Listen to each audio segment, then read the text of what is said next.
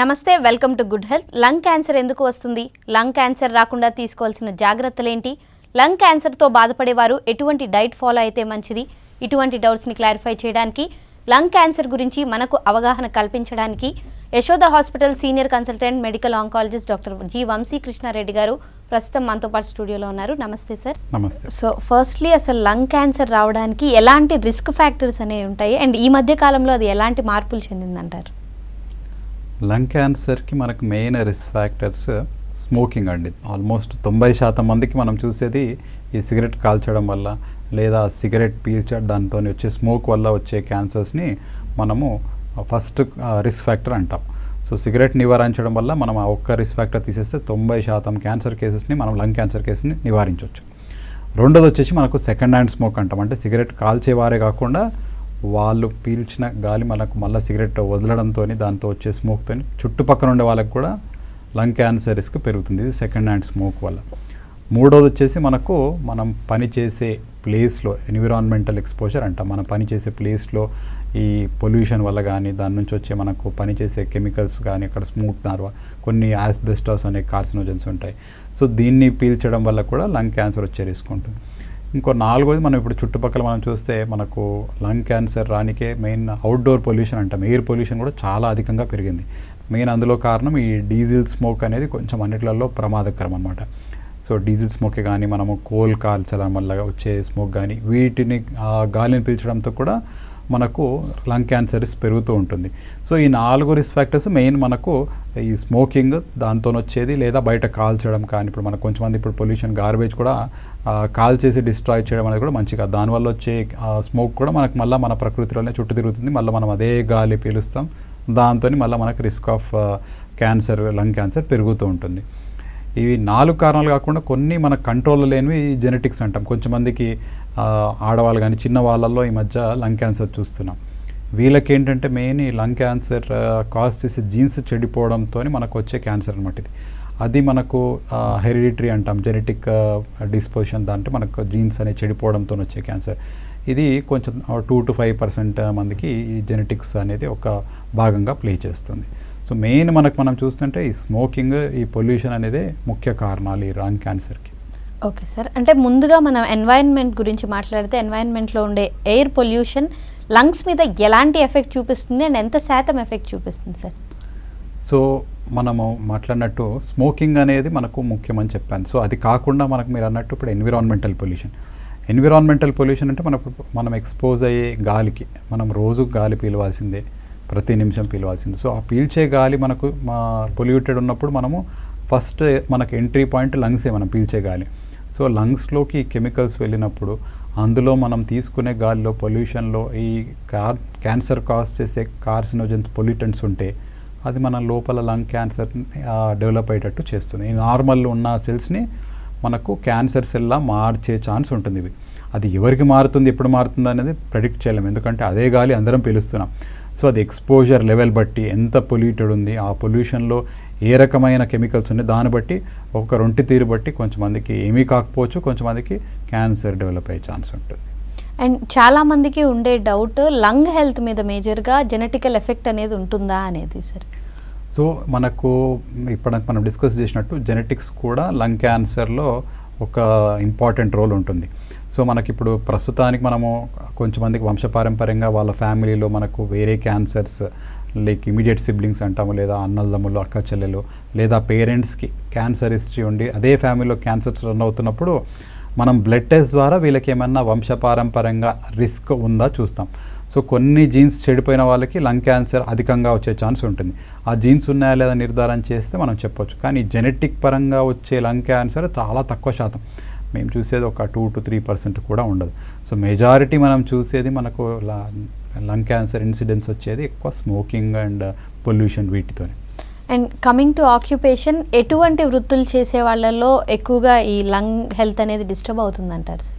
So lung మనం ఇప్పుడు పనిచేసే ఎన్విరాన్మెంట్లో ఒకటి మనకు ఈ కోల్ బర్న్ చేసే కొన్ని ప్రొఫెషన్స్ ఉంటాయి. సో సెకండ్ మనకు వాళ్ళు పనిచేసే ఏరియాలో మనకు యాస్బెస్టాస్ ఎక్స్పోజర్ అనేది కొంచెం మందికి ఉంటుంది. షీట్స్ అయితే తయారు చేస్తారు. అండ్ మనకు ఎన్విరాన్మెంట్లో అయినా మనకు అక్కడ చాలా వరకు ప్రివెన్షన్ అనేది ఇంపార్టెంట్. ఎందుకంటే మనము పనిచేసే ఎన్విరాన్మెంట్ని మార్చలేం. సో అక్కడ ఉన్న కెమికల్స్ కానీ స్మోక్ నుంచి మనము జాగ్రత్త తీసుకోవడానికి చాలా వరకు మనము అందరు చూస్తే కోవిడ్-19 మనకు వచ్చినప్పుడు 995 మాస్క్ అనేది ఉండేది. సో ఆ మాస్క్ అనేవి వాడడంతో మనకు ఉన్న కెమికల్స్ని లోపలికి పోకుండా చాలా వరకు ప్రివెంట్ చేస్తారు. మనకు ఈ పొల్యూషన్ని ప్రివెంట్ చేయడానికి యూజ్ చేసే సేఫ్టీ మాస్క్ యూసేజ్ చాలా తక్కువ ఉంది మన ఇండియాలో. సో అది కొంచెం ఎంకరేజ్ చేసేసి మన పొల్యూషన్ మనము తగ్గించుకోవడము, ఆ ఎక్స్పోజర్ తగ్గించుకోవడం చాలా ఇంపార్టెంట్.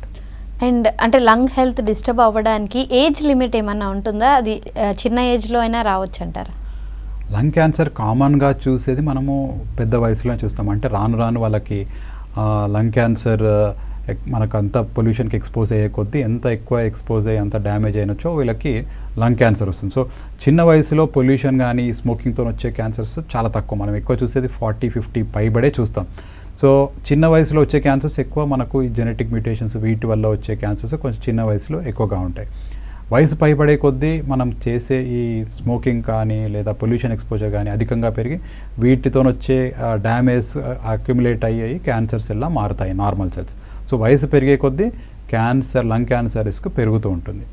అండ్ లంగ్ క్యాన్సర్ వస్తుంది అనడానికి సైన్స్ అండ్ సిమ్టమ్స్ అనేవి ఎలా ఉంటాయి అంటారు? మనం లంగ్ క్యాన్సర్ సిమ్టమ్స్ యూజువల్గా కామన్గా మనకు వచ్చే దగ్గులాగానే ఉంటుంది. కానీ మనము ప్రతి సిమ్టమ్ క్యాన్సర్ సిమ్టమ్ కాదు. సో ఏ సిమ్టమ్స్ అయినా మనకు దగ్గు కానీ, ఆయాసం కానీ, ఛాతిలో నొప్పి కానీ, దగ్గినప్పుడు రక్తం పడడం కానీ, ఇటువంటి ఏ సిమ్టమ్స్ ఉన్నా మనము ఒక 1 to 2 వీక్స్ ఆగాలండి. ఈ 1 to 2 వీక్స్ లోపల మనకు తగ్గలేదు, ఏ మందులు వాడినా మనకు ఇలానే ఉంటుంది, గొంతురు రీసెంట్గా బొంగురు పోవడం కానీ, దగ్గినప్పుడు రక్తం కావడం, ఇది ఒకటి కొంచెం డేంజర్ సైన్స్. ఇది వచ్చినప్పుడు పేషెంట్స్ వెంటనే వస్తారు. కానీ దగ్గు ఆయాసం అనేది మనకు ఆస్తమాలో ఉంటుంది లేదా చిన్న ఇన్ఫెక్షన్ వచ్చినా ఉంటుంది. కాబట్టి మనం యూజువల్గా అవి తగ్గే వరకు వెయిట్ చేస్తాం. సో 2 వారాల పైబడి ఈ సిమ్టమ్స్ ఉన్న వాళ్ళకి కంపల్సరీ మనకు డాక్టర్ని సంప్రదించినప్పుడు వాళ్ళు ఎగ్జామిన్ చేసి అవసరమైతే స్కాన్ చేసి అందులో ఏమన్నా లంగ్ క్యాన్సర్ సైన్స్ ఏమైనా ఉన్నాయా లేదా చూస్తామండి. అండ్ లంగ్స్ని ప్రొటెక్ట్ చేయడానికి ఎలాంటి జాగ్రత్తలు తీసుకోవాలి? ఎక్సర్సైజ్ వల్ల ఎలాంటి ఎఫెక్ట్ ఉంటుందంటారు సార్? సో లంగ్స్ని ప్రొటెక్ట్ చేయడానికి జాగ్రత్త తీసుకోవడం అంటే మనం ఎలాగైతే మనము ఆహారం తీసుకునేటప్పుడు శుభ్రంగా వాటిని కడిగి తీసుకుంటాం, అలా లంగ్స్ కూడా మనం గాలి పీల్చేది శుభ్రంగా ఉండాలి. సో ఆ ప్యూర్ ఎయిర్ పీల్చడం అనేది అదొక వరం అది. సో మనకి ఇప్పుడు మనము పనిచేసే ఎన్విరాన్మెంట్లో కానీ మనం తిరిగే ఏరియాస్ మనం ఫిల్టర్ చేయలేం. సో వీలైనంత వరకు ఈ పొల్యూటెడ్ ఎన్విరాన్మెంట్కి ఎక్స్పోజర్ మినిమల్ ఉండేటట్టు చూసుకోవాలి. ఒకవేళ ఎక్స్పోజ్ అయినా మనకు సేఫ్టీ మాస్క్ కానీ, ఒకవేళ మనము పనిచేసే ప్లేస్లో స్మోక్కి మనం అవాయిడ్ చేయలేనప్పుడు ఈ ప్రివెంటివ్ సేఫ్టీ మాస్క్ వాడాల్సి వస్తుంది. తర్వాత రెండోది మీరు అడిగింది ఎక్సర్సైజ్ వల్ల మనకు ఎలా ఇంప్రూవ్మెంట్ ఉంటుంది. ఎక్సర్సైజ్ కానీ మనకి కొన్ని ప్రాణాయామం ఇటువంటి ఎక్సర్సైజ్ వల్ల మన లంగ్ కెపాసిటీ పెరుగుతుంది. సో లంగ్ కెపాసిటీ పెరిగినప్పుడు మనకు యూజువల్గా ఏమన్నా లంగ్స్లో ప్రాబ్లం వచ్చినా కూడా ఒకవేళ సర్జరీ చేసినా తట్టుకునే శక్తి అనేది ఉంటుంది. అండ్ మనకు ఎక్సర్సైజ్ అనేది చేసినప్పుడు మనకు ఇండైరెక్ట్ ఎఫెక్ట్స్ ఉంటాయి. వెయిట్ గెయిన్ ఉండదు, మనము ఫిజికల్ ఎండ్యూరెన్స్ పెరుగుతుంది. దీనివల్ల కూడా మనకు లంగ్ కెపాసిటీ పెరిగి బెనిఫిట్ ఉంటుంది. అండ్ డైట్ అనేది ఎలా ఉండాలంటారు? అండ్ ఈ డైట్ వల్ల లంగ్స్ మీద ఏమన్నా ఇంపాక్ట్ చూపిస్తుందా? డైట్ స్పెసిఫిక్గా లంగ్ క్యాన్సర్ ప్రివెంట్ చేయడానికంటూ ఏమీ లేదండి. సో మనం నార్మల్గా మనం తీసుకునేది ఆహారము కొంచెం మన ఫ్రూట్స్ అండ్ వెజిటబుల్స్ అధికంగా తీసుకోవడంతో మనము వేరే క్యాన్సర్స్ ఎలా అయితే ప్రివెంట్ చేస్తామో లంగ్ క్యాన్సర్కి కొంచెం ప్రొటెక్షన్ ఉంటుంది. కానీ మెయిన్ మనకు బ్రీతింగ్ అనేది లంగ్ మనకి డైరెక్ట్ ఎక్స్పోజర్ తగిలేది గాలి పీల్చడంతో, అది మనము మెయిన్ శుద్ధంగా ఉండేటట్టు చూసుకోవాలి. అండ్ చాలా డిసీజెస్కి వ్యాక్సినేషన్ అనేది తీసుకుంటూ ఉంటారు. సో వ్యాక్సినేషన్ వల్ల లంగ్ హెల్త్ అనేది ఇంప్రూవ్ అయ్యే ఛాన్సెస్ ఉన్నాయండి? వ్యాక్సినేషన్తో లంగ్ క్యాన్సర్స్ అయితే ప్రివెంట్ చేయలేమండి. మనం మెయిన్ లంగ్ క్యాన్సర్కి వ్యాక్సినేషన్స్ అండ్ ప్రివెన్షన్కి ఏమీ లేవు. లంగ్ క్యాన్సర్ మనం వ్యాక్సినేషన్స్ కొన్ని మనం ఇప్పుడు సీజనల్ ఫ్లూ కానీ ఇవి లంగ్స్ వీక్ ఉన్న వాళ్ళకి, అంటే మనకు సిఓపిడి కానీ ఆస్తమా సివియర్ ఉన్న వాళ్ళకి, వీళ్ళకి మళ్ళీ సివియర్ ఇన్ఫెక్షన్స్ రాకుండా ఉండడానికి మనము వ్యాక్సిన్స్ ఇస్తాం. మెయిన్ ఈ ఫ్లూ వ్యాక్సిన్ ఒకటి, కొంచెంమందికి న్యూమోకోకల్ వ్యాక్సిన్ అని లంగ్ ఇన్ఫెక్షన్ రాకుండా ప్రివెంట్ చేయడానికి ఇచ్చే వ్యాక్సిన్స్. క్యాన్సర్ ప్రివెంట్ చేయడానికి ఏమీ వ్యాక్సిన్స్ లేవు. అండ్ ఆల్రెడీ అంటే ఎప్పటి నుంచో ఆస్తమా ఇలాంటి కండిషన్స్తో సఫర్ అయ్యే వాళ్ళల్లో లంగ్ క్యాన్సర్స్ రావడానికి ఎంతవరకు ఛాన్సెస్ ఉన్నాయంటారు? క్రానిక్ డిసీజెస్ లైక్ మనకు టీబీ ఉన్న వాళ్ళు కానీ, కొంచెంమందికి సిఓపిడి బ్రాంకైటిస్ ఉన్న వాళ్ళకి కానీ, కొన్ని సిస్టిక్ ఫైబ్రోస్ అని ఇలా కొన్ని జబ్బులు మనకు పుట్టుకతో వచ్చి అలానే ఉంటాయి అన్నమాట. వీళ్ళకి ఆస్తమా కంటే ఎక్కువ మనకి సిస్టిక్ ఫైబ్రోసిస్ ఈ టీబీ వచ్చిన వాళ్ళకి కొంచెంమందికి క్యాన్సర్ రిస్క్ ఎక్కువ ఉంటుంది. ఆస్తమాతోని మనకేం రిస్క్ ఉండదు, కానీ ఆస్తమా వల్ల డ్యామేజ్ ఎక్కువ జరిగి మనం మందులు వాడకపోతే క్రానిక్ బ్రాంకైటిస్ వస్తే వాళ్ళకి కొంచెం రిస్క్ పెరిగే ఛాన్స్ ఉంటుంది. సో మనకు ఏదైనా జబ్బు ఉన్నప్పుడు దాన్ని కంట్రోల్లో పెట్టుకోవడానికి మందులు వాడితే యూజువల్గా లంగ్ క్యాన్సర్ రిస్క్ కూడా తగ్గుతుంది. అండ్ రెగ్యులర్ చెకప్స్తో లంగ్ హెల్త్ని ఎంతవరకు ఇంప్రూవ్ చేసుకోవచ్చు అంటారు? లంగ్ క్యాన్సర్ ప్రివెన్షన్కి స్క్రీనింగ్ టెస్ట్ అని ఉంటుందండి. సో ఓన్లీ అది సిగరెట్ కాల్చే వాళ్ళకి మాత్రమే. సో స్మోకింగ్ చేసే వాళ్ళకి 50 సంవత్సరాలు పైబడ్డ వాళ్ళకి సంవత్సరానికి ఒకసారి లో డోస్ సిటీ స్కాన్ అంటాం. అంటే ఒక సిటీ స్కాన్ ఛాతీది చేస్తాం. ఎవరికి చేస్తాం ఇది? వాళ్ళది సిగరెట్ తాగేది 20 ప్యాక్ ఇయర్స్, అంటే మనకు రోజు ఒక ప్యాక్ అలా 20 సంవత్సరాలు తాగిన వాళ్ళకి 50 ఇయర్స్ దాటితే ఈ సిటీ స్కాన్ సంవత్సరానికి ఒకసారి చేసిన వాళ్ళకి బెనిఫిట్ ఉంటుంది. ఇది కాకుండా రొటీన్గా అందరికీ స్క్రీనింగ్ అనేది చేయం. సో నార్మల్గా మనకేమన్నా వాళ్ళకి సిమ్టమ్స్ మనం ఇప్పటిదాకా డిస్కస్ చేసినట్టు గొంతు రీసెంట్గా ఈ లాస్ట్ 1-2 వీక్స్లో బొంగురుపోయి అలానే పర్సిస్ట్ అవ్వడం కానీ, దగ్గు ఆయాసము మనకు ఏ మందులు వాడినా తగ్గకుండా ఉండడం కానీ, మనకు దగ్గినప్పుడు రక్తం పడడం కానీ, ఛాతీ భాగంలో నొప్పి రావడం కానీ, ఇటువంటి సిమ్టమ్స్ కంటిన్యూస్గా ఉంటే వాళ్ళకి మనకు అనుమానంతో సిటీ స్కాన్ అనేది చేసి ఏమన్నా ప్రాబ్లం ఉందా లేదా చూస్తాం. అండ్ జనరల్గా మన అందరికీ తెలుసు స్మోకింగ్ అనేది చాలా చాలా బ్యాడ్ హ్యాబిట్. అయినా సరే అది వదిలించుకోలేక చాలామంది ఇబ్బంది పడుతూ ఉంటారు. ఒకసారి అది ఆపేయడం వల్ల ఏమన్నా సైడ్ ఎఫెక్ట్స్ ఉంటాయా, లేదా అది బెనిఫిటే అంటారా? యా, సో సిగరెట్ తాగడం వల్ల నష్టమే అని అందరికీ తెలుసు. కానీ ఆపేస్తే సడన్గా ఆపేస్తే వీక్ అయిపోతాము, దాంతో ఇంకేమన్నా ప్రాబ్లం వస్తుందని చాలామంది అడిగే క్వశ్చన్ అండి ఇది. సో సిగరెట్ ఆపడం వల్ల నష్టం ఏమీ ఉండదు, లాభమే. ఆపడంతో మనకు లంగ్ క్యాన్సర్ రిస్క్ క్రమక్రమంగా తగ్గిపోతుంది. సో సిగరెట్ తాగే వాళ్ళకి మొత్తం ఆపేస్తే ఆల్మోస్ట్ వాళ్ళ ఒక 10 ఇయర్స్లో వాళ్ళ రిస్క్ నార్మల్ మనకు సిగరెట్ తాగని వాళ్ళకి ఎంత ఉంటుందో ఆ రిస్క్ వస్తుంది. సో సిగరెట్ ఆపడం అనేదే మెయిన్ మోటివేషన్ రావాలి. చాలా వరకు మనం చూసేది ఇబ్బంది అయ్యి వాళ్ళకు దగ్గు ఆయాసం సివియర్గా ఉండి ఇంకా ప్రాబ్లం ఉంది అన్నప్పుడే ఆపుతారు, అప్పటివరకు ఎవరు ఆపరు. సో అది ముందే మోటివేషన్గా తీసుకొని అయ్యో ఇది తాగడంతో నష్టమే ఉందని తెలుసుకొని ఆపడం ఇంపార్టెంట్. అండ్ వాళ్ళు క్విట్ చేయాలి అంటే వాళ్ళకి ఏమైనా రిసోర్సెస్ అనేవి అవైలబుల్గా ఉన్నాయంటారు? యా, సిగరెట్ స్మోకింగ్ అనేది మనకు ఆపడానికి మనకు సొంతంగా ఆపడం అనేది మోటివేషన్ చాలా హై ఉండాలండి. అది ఆపడం చాలా కష్టము. సో చెప్పడం చాలా సులువు. సో అది ఫస్ట్ థింగ్, తనకి ఎవరైతే తాగుతున్నారో తనకి మోటివేషన్ ఉండాలి. నేను సిగరెట్ తాగొద్దు అని ఉంటే మనకు సపోర్ట్ గ్రూప్స్ అని ఉన్నాయి వాళ్ళకి, ఏదైతే స్మోకింగ్ సెసేషన్ ప్రోగ్రామ్స్ అంటామో. కొంచెంమంది మొత్తం ఆపలేని వాళ్ళు హెవీ స్మోకింగ్ చేసే వాళ్ళకి నికోటిన్ రీప్లేస్మెంట్ థెరపీ కానీ, కొంచెంమందికి మందులు ట్యాబ్లెట్స్ కూడా ఇస్తాము.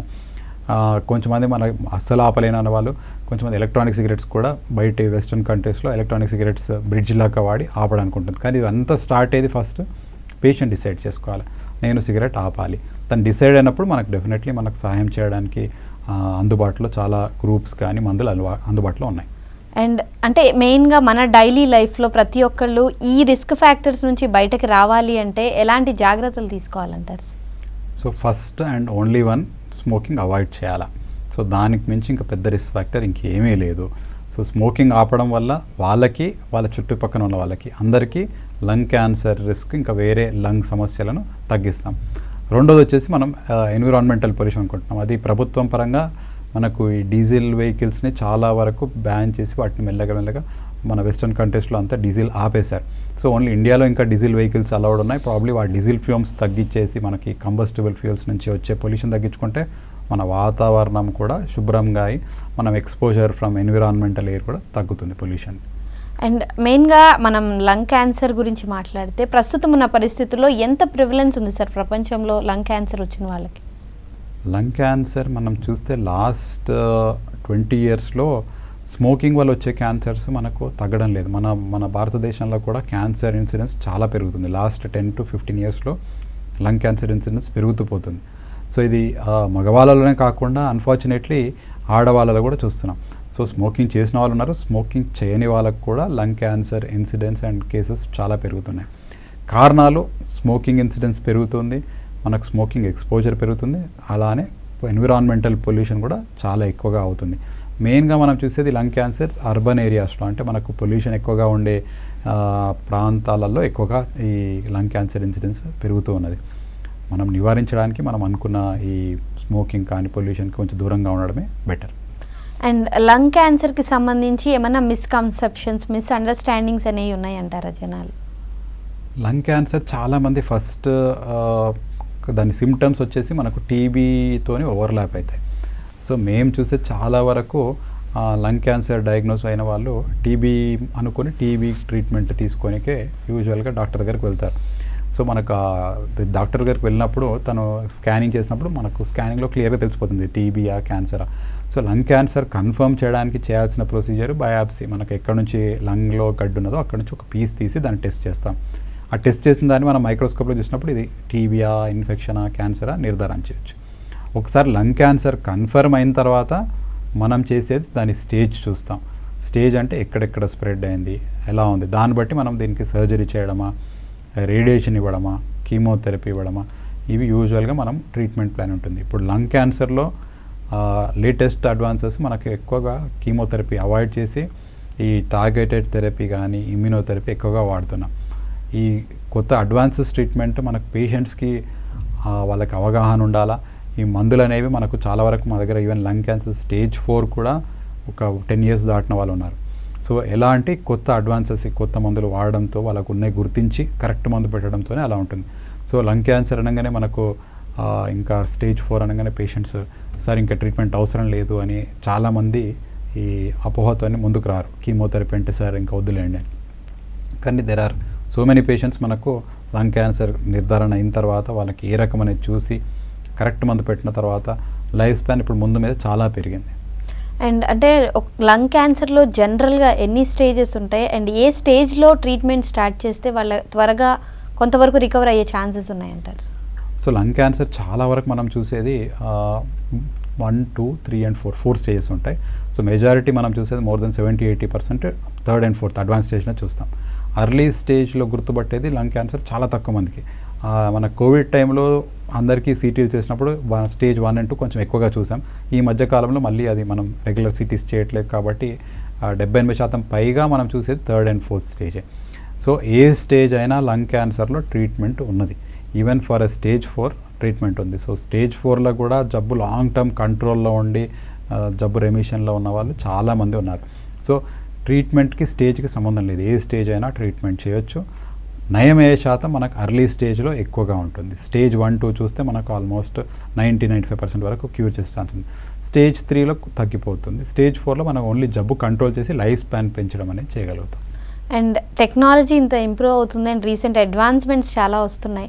ఇలాంటి కండిషన్లో లంగ్ క్యాన్సర్ రిస్క్ని తగ్గించడానికి ఏమన్నా స్కోప్ ఉందంటారా? టెక్నాలజీ ఎంత పెరిగినా కూడా ఫస్ట్ ప్రివెంట్ చేయడమే ముఖ్యం. సో వచ్చిన తర్వాత చేసేది ఏం లేదు. వచ్చిన తర్వాత మనం వచ్చిన అడ్వాన్సెస్ వాడుకొని ట్రీట్మెంట్ చేయడం, కానీ రాకుండా ప్రివెంట్ చేయడమే చాలా ముఖ్యం. దీంట్లో భాగంగానే మెయిన్గా మనల్ని మళ్ళీ చెప్తున్నది స్మోకింగ్ అనేది ఆపడమే చాలా ఇంపార్టెంట్. స్మోకింగ్ చేయని వాళ్ళు దూరంగా ఉండాలి, చేసేవాళ్ళు వీలైనంత తొందరగా ఆపాలి. అండ్ మెయిన్గా అంటే క్రోనిక్ స్మోకర్స్ ఎక్కువగా ఉంటారు. వాళ్ళు చాలా కాలం నుంచి స్మోక్ చేసి ఆ తర్వాత ఒకవేళ సిమ్టమ్స్ రాకపోయినా సరే ఆపేస్తే ఆ తర్వాత వచ్చే ఛాన్సెస్ ఉన్నాయంటారు? స్మోకింగ్ ఆపిన తర్వాత యూజువల్గా వెంటనే రిస్క్ 0 అయిపోదు. సో వాళ్ళు ఎన్ని ఇయర్స్ ఎంత సిగరెట్ తాగారో దాన్ని బట్టి వాళ్ళ రిస్క్ ఉంటుందండి. సో మనకు రోజుకు ఒక ప్యాకెట్ 20 years తాగారంటే అది వాళ్ళ హై రిస్క్లో ఉన్నట్టు. 20 pack years అనేది మనకు హై రిస్క్. తక్కువగా తాగిన వాళ్ళకి రిస్క్ తక్కువ ఉంటుంది. సో వాళ్ళు ఆపిన తర్వాత మళ్ళీ నార్మల్ పాపులేషన్ రిస్క్ రానికి వాళ్ళకి 10-15 సంవత్సరాలు పడుతుంది. సో వాళ్ళు ఆపినా కూడా మనకు ఒక జాగ్రత్తగా డాక్టర్ గారు ఫాలోఅప్లో ఒక 10-15 సంవత్సరాలు ఫాలోఅప్లో ఉండాలి. అండ్ జనరల్గా ఉండే వాళ్ళ లంగ్, స్మోకింగ్ చేసే వాళ్ళ లంగ్కి డిఫరెన్స్ ఎలా ఉంటుందంటారు? సో నార్మల్గా ఉండేది మనకు హెల్తీ లంగ్, మనకు పింకా మనం చూడంగానే అంటే మనకు అది టెస్ట్లో ద్వారా తెలియదు, చాలా వరకు సర్జరీలో చూసినప్పుడే మనది. సో స్మోకింగ్ చేసే వాళ్ళ లంగ్ మనకు మొత్తం నల్లగా మనకు దాన్ని బొగ్గు పూసినట్టు ఉంటుంది. సో పొల్యూషన్ ఎక్కువ ఎక్స్పోజర్ ఉన్న వాళ్ళకి కానీ స్మోకర్స్ లంగ్ అంటాం. ఇది మనకు అది చూడంగానే గుర్తుపట్టచ్చు. సర్జరీలో చాలా వరకు చూసి గుర్తుపడతాం, కానీ అది బయట నుంచి చూడడానికి మనకు ప్రస్తుతానికి టెస్ట్లు అందుబాటులో లేవు. అండ్ కోవిడ్ వచ్చిన తర్వాత జనరల్గా ఎక్కువ మందిలో పోస్ట్ కోవిడ్ ఎఫెక్ట్స్ అనేవి ఎక్కువగా చూస్తున్నాం. వాళ్ళలో లంగ్ క్యాన్సర్ రావడానికి ఎంతవరకు ఛాన్సెస్ ఉన్నాయండి? కోవిడ్ అనేది ఇన్ఫెక్షన్ అండి. సో కోవిడ్ తర్వాత చాలామందికి ఫైబ్రోసిస్ వచ్చింది, కానీ లంగ్ క్యాన్సర్ అనేది వాళ్ళకి ఏమి అధికంగా చూడలేదు.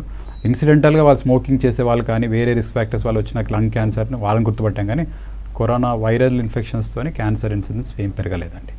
అండ్ మెయిన్గా పబ్లిక్ హెల్త్ ఇనిషియేటివ్స్ ఇప్పుడున్న కండిషన్లో గవర్నమెంట్ ఎలాంటి ఇనిషియేటివ్స్ తీసుకుంటే ఈ లంగ్ క్యాన్సర్ని అయితే కొంతవరకు కంట్రోల్ చేయొచ్చు అంటారు? ఫస్ట్ థింగ్ సిగరెట్ బ్యాన్ చేయడం. అది ట్రై చేశారు, గుట్కా బ్యాన్ చేశారు, అది స్టిల్ సరఫరాలోనే ఉంది. సో సిగరెట్ మొత్తం బ్యాన్ చేయడం అనేది most important initiative from the government. సిగరెటే దొరకకపోతే కాల్చే వాళ్ళే ఉండరు. సో సెకండ్ థింగ్ వచ్చేసి మన పొల్యూషన్ ఎన్విరాన్మెంటల్ పొల్యూషన్లో మనకు మెయిన్ కాల్చడం వల్ల మనకు రిస్క్ పెరుగుతుంది.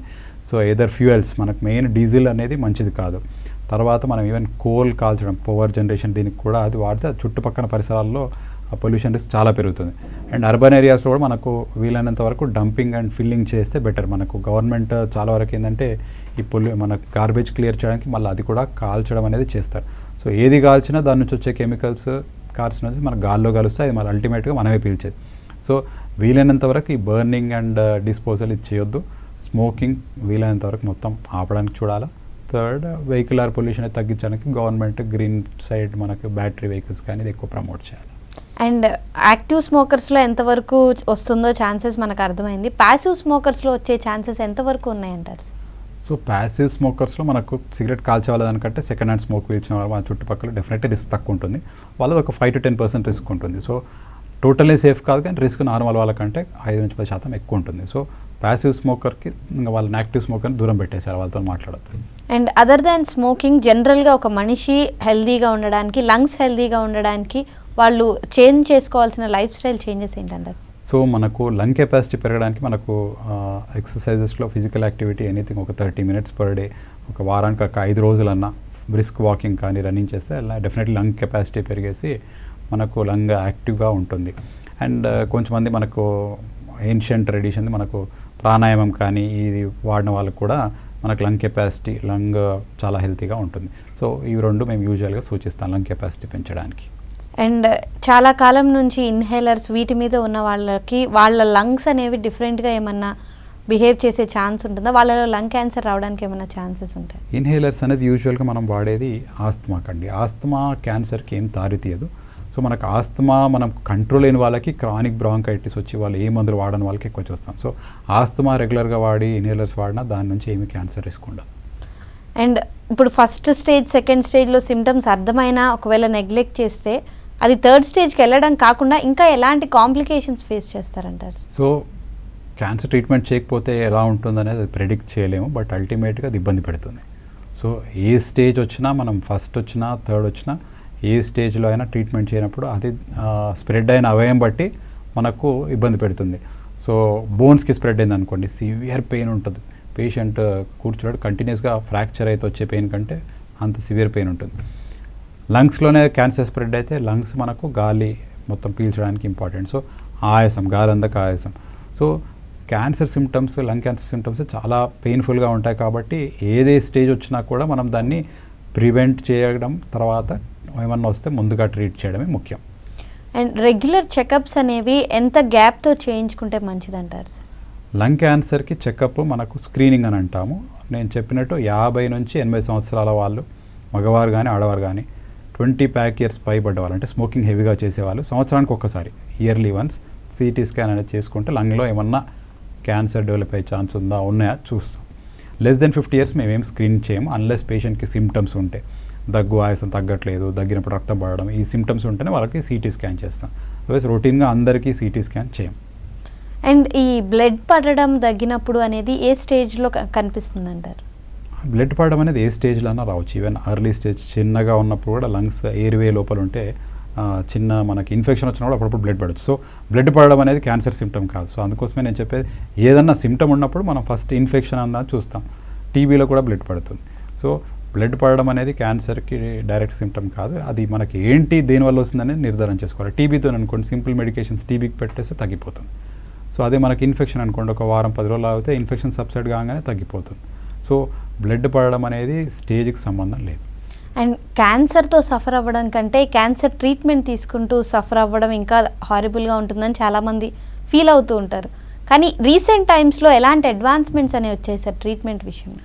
సో మనం ఇప్పటిదాకా చెప్పినట్టు చాలామంది క్యాన్సర్ ట్రీట్మెంట్తోనే మీరు అన్నట్టే మిస్కన్సెప్షన్ అంటాం. అది ట్రీట్మెంట్ చేస్తేనే బాధ ఎక్కువ ఉంటుందని, ఆ ట్రీట్మెంట్ తీసుకోకుండా నీకు ఎక్కువ బాధపడతారు. సో క్యాన్సర్ వచ్చినప్పుడు డెఫినెట్లీ కొన్ని కేసెస్కి ఏమీ చేయలేం. సో ట్రీట్మెంట్ చేసినా కూడా జబ్బు వినని పక్షాన మనం we have to accept and suffering తగ్గేటట్టే చూస్తాం. కానీ మెజారిటీ మనం చూసేది ఇప్పుడు వచ్చిన ప్రజెంట్ జనరేషన్ 2024లో లేటెస్ట్ టార్గెటెడ్ థెరపీ కానీ ఇమ్యూనోథెరపీ, కొత్త రకం మందులు వాడితే సైడ్ ఎఫెక్ట్స్ తక్కువగా ఉంటాయి, రెస్పాన్స్ బెటర్గా ఉంటుంది. అండ్ గ్రేడ్ 3, గ్రేడ్ 4లోనే డయాగ్నోస్ చేయొచ్చు అంటున్నారు. కాబట్టి ఆ స్టేజ్లో వచ్చిన వాళ్ళలో ఎంత % రివర్స్ అంటే నార్మల్ అయ్యే ఛాన్సెస్ ఉన్నాయి అంటున్నారు? స్టేజ్ 4 యూజువల్గా మనం ఏ చేసినా నయం అవ్వదు. స్టేజ్ 4 యూజువల్గా కంట్రోల్, లాంగ్ టర్మ్ కంట్రోల్ ఉంటే చూస్తాం. సో స్టేజ్ 4 వాళ్ళకి రెస్పాన్స్ అనేది వాళ్ళకు వచ్చిన రకం బట్టి ఉంటుంది. సో జనరలైజ్ చేయలేం. సో స్టేజ్ 3 కానీ 4 రెండిట్లలో మనం పేషెంట్కి మనము వాళ్ళకు ఉన్న టైప్, రకం బట్టి, వాళ్ళకున్న జెనెటిక్ మ్యూటేషన్స్ బట్టి మనం ఇచ్చే ట్రీట్మెంట్ బట్టి, దీన్ని బట్టి వాళ్ళది ముందు లైఫ్ ఎలా ఉంటుందనే డిసైడ్ చేయొచ్చు. సో కొంచెంమందికి మంచి మ్యూటేషన్స్ వచ్చే టాబ్లెట్స్ వినేమున్నాయనుకోండి, they do exceeding level. Even ఒక 5-6 నెలల ట్రీట్మెంట్ తీసుకున్నా కూడా చాలా మంచిగా ఉంటుంది. అండ్ వాళ్ళకి ఇంప్రూవ్మెంట్ కూడా వితిన్ 2-3 వీక్స్లో చూస్తాం. సో పేషెంటే చెప్తారు, సార్ చాలా ఇంప్రూవ్మెంట్ ఉంది సార్ అని. సో అది మనకు వచ్చిన టైప్ బట్టి మనం చెప్తాం. సో ఫస్ట్ ఏం టైప్ అని తెలియాలంటే పేషెంట్కి టెస్ట్ చేయాలా, దాన్ని బట్టి మనం అన్నీ చూసుకొని అమ్మ ఇది ట్రీట్మెంట్ ఉందని చెప్పొచ్చు. అండ్ డయాగ్నోస్టిక్ టెస్ట్ పరంగా లంగ్ హెల్త్కి మెయిన్గా ఎలాంటి అడ్వాన్స్మెంట్స్ అనేవి వచ్చాయంటారు? సో డయాగ్నోసిస్కి ముందుగా మనకు లంగ్ క్యాన్సర్ ఎక్కడ ఉందా గడ్డ అనేది చూస్తాము. ఆ లంప స్వెల్లింగ్ ఎక్కడ ఉన్నది లంగ్స్లో లీజన్ అనేది, దాన్ని బట్టి దాన్ని మనం తీయడం అనేది జబ్బు నిర్ధారణ కోసం అనమాట. సో ఈ మధ్యకాలంలో మనకు మెయిన్ ఏంటంటే లంగ్ క్యాన్సర్లో ఇంత అడ్వాన్సెస్ వచ్చాయి కాబట్టి ఆ టెస్ట్ అనేది మనం లంగ్ పీస్ తీయడం అనేది చాలా ముఖ్యం. సో తీయడానికి వచ్చిన టెక్నిక్స్లో చాలా అడ్వాన్స్మెంట్స్ వచ్చాయి. సో ఇప్పుడు మన దగ్గర యశోద హాస్పిటల్లో మనకి ఇప్పుడు పల్మనాలజీ పరంగా ఇంటర్వెన్షనల్ పల్మనాలజీ అంటాం. అంటే లంగ్స్ లోపలికి వెళ్ళి ఎయిర్వే ద్వారా, అంటే మనం శ్వాస తీసుకునే పైప్ ద్వారా వెళ్ళి సేఫ్గా పీస్ తీసి టెస్ట్కి పంపించడం అనేది అందుబాటులో ఉంది. కొంచెమందికి వైట్ సైడ్ ఉన్న వాళ్ళకి డైరెక్ట్ సిటీ గైడెడ్ అంటాం. అంటే మనకు సూదికి వచ్చేసి సిటీ స్కాన్ ద్వారా చూసి దాని లీజన్ పీస్ తీయడం. ఇంకా కొన్ని రకాల వాళ్ళకి బ్లడ్ నుంచే తీయడం, డైరెక్ట్ బ్లడ్ శాంపుల్ తీసేసి దాంట్లోనే క్యాన్సర్ ఉంది ఏ రకం అనేది కూడా చూడడం. సో ఇవన్నీ అడ్వాన్సెస్ అందుబాటులో ఉన్నాయి. కానీ మనం పేషెంట్ బట్టి వాళ్ళకున్న లీజన్ ఎక్కడ ఉందనేది చూసి దాన్ని బట్టి మనం డిసిషన్ తీసుకుంటాం. అండ్ యాజ్ ఎన్ ఆంకాలజిస్ట్గా సార్, ఇప్పుడు నార్మల్గా వచ్చే గడ్డలు ఉంటాయి అండ్ అవి కొంచెం క్యాన్సరస్ ట్యూమర్స్ లాగా, వాటికి వీటికి డిఫరెన్స్ ఎలా తెలుసుకోవచ్చు అంటారు? సో దానికి మనకి యూజువల్గా సిటీ స్కాన్లో మనము చేసినప్పుడు అందులో ఇమేజెస్ వల్ల మనం గుర్తించవచ్చు. సో సిటీ స్కాన్లో మనకు బెనైన్ అంటే నార్మల్ ఎలా ఉంటాయి, ఇన్ఫెక్షన్ ఎలా ఉంటాయి, క్యాన్సర్, అది మన ఎక్స్పీరియన్స్తో చూసి చెప్పొచ్చు. ఒకవేళ అనుమానం ఉన్నప్పుడు వాటిని పీస్ తీసి టెస్ట్ చేసి ఇది నార్మలా కాదా డిసైడ్ చేస్తాం. Thank you so much Vamsi Krishna Reddy గారు. థ్యాంక్ యూ అండి. ఇది ఇవాళ good health. Stay tune to V6 news.